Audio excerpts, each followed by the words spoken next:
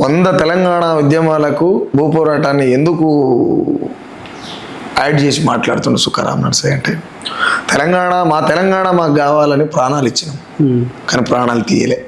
అవును, క్లారిటీ ఉండాలి అందరికీ.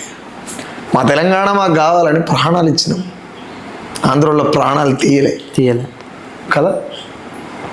ఇది 100 తెలంగాణ ఉద్యమాలకి భూ పోరాటాన్ని ఎందుకు ఆపాదించి చెప్తున్నాడు సుఖరాం నర్సయ్య అనేటువంటి సందర్భం వచ్చినప్పుడు, ఈ భూమి మీద భూమి కోసమే జరుగుతున్నటువంటి పోరాటం. భూమి ఎవరి చేతిలో ఉంటే వాడే ధనవంతుడు ఈ దేశంలో, ఈ రాష్ట్రంలో, ఎక్కడైనా కదా.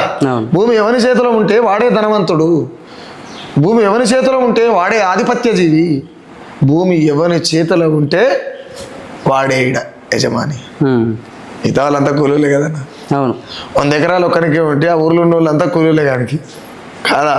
ఏళ్ళ నుంచి గదే నడుస్తుంది అన్న కాదా. కాబట్టి ఆ ఎట్టిపోవాలనేది అనాదిగా జరుగుతుంది.